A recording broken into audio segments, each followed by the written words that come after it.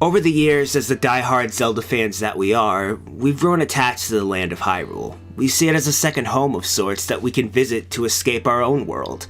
We spend hours exploring landscapes, dungeons, villages, trying to uncover every secret possible, and yet, with almost every new game, we're introduced to a brand new incarnation of Hyrule that we can fall in love with all over again. We're told that the world itself was created by 3 golden goddesses. Din created the earth, Nehru the law of the world, and Farour created those who would uphold such laws. But the question remains, who actually built the Kingdom of Hyrule? I'm YuriofWind. Join myself, Game Over Jesse, and others as we uncover the mystery behind Hyrule's creation. Between the castles, villages, houses, bridges, and everything else that's found in Hyrule, we have to wonder who actually built all of this and where did the material come from? I think the simple answer would be to just say the Hylians. But I think it's a little more complicated than that. I believe the Gorons are the real architects behind Hyrule as we know it. If we take a look at Hyrule and Skyward Sword, long before the Kingdom of Hyrule actually existed, the only Gorons we come across were actually very knowledgeable archaeologists. They are much more advanced than the rock-eating beasts that they are perceived as when we first encounter them in Ocarina of Time. With these 3 being archaeologists, we can assume that other jobs exist within the Goron's race, such as the 2 blacksmiths we see in Ocarina of Time. The Gorons themselves are known for living in giant, advanced caves they dug from the inside of an active volcano.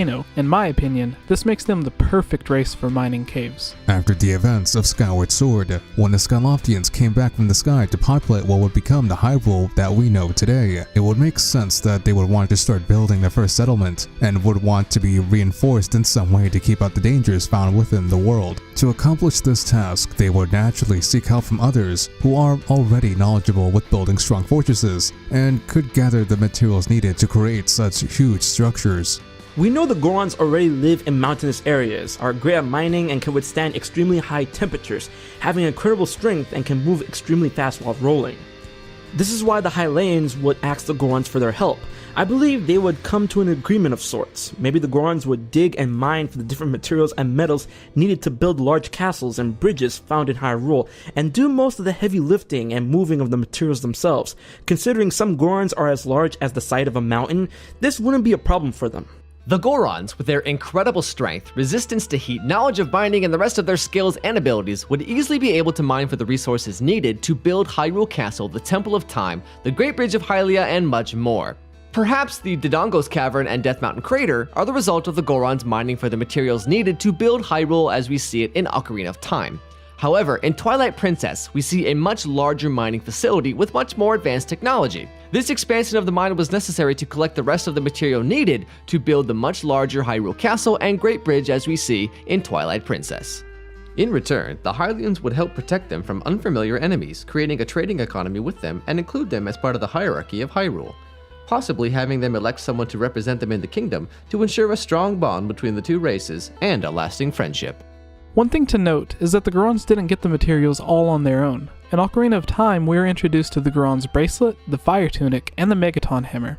Through the use of these 3 tools, the Hylians would be able to continue mining without the help of any Gorons. The bracelets would allow those who aren't able to lift heavier objects and help with bombing further into caves and mines through the use of bomb flowers. The red tunic would allow the Hylians to withstand extreme temperatures and travel further and deeper within the volcano. The Megaton hammer or similar items would allow for the Hylians to actually mine, dig through, and break apart heavy stones. And, on top of all this, these are just 3 of the tools that the Gorons could have offered to the Hylians to help them mine on their own.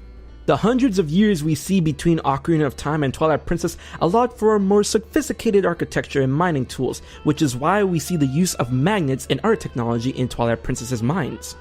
However, there is one thing that is a slight mystery. What happened with the relationship between the Gorons and the Hylians? At the end of Ocarina of Time, the Gorons have found a new respect for Hylians and even caused Link their brother for unblocking the entrance of Dodongo's Cavern and putting an end to King Dodongo. In Twilight Princess, however, the Gorons have a less amount of respect for Hylians. That may have been enabled by the Twilight Invasion. Perhaps sometime between Ocarina of Time and Twilight Princess, the 2 races came into some sort of a squabble. Maybe the Hylians were demanding too much from the Gorons during the expansion of Hyrule and caused a bit of an economic disagreement. However, the true cause of this is a mystery for another time. We see Link and Twilight Princess gain the respect of the Gorons back by winning in a sumo wrestling match and by saving their brother, Darbus, from the control of the Few Shadow. With the Gorons once again being reintegrated within Hyrule society, could this newfound reintegration lead to yet another expansion of Hyrule? If anyone's interested in checking out some videos on canceled games, some bootleg stuff, and whatever else I can think of, feel free to check out my channel over at YuriofWind.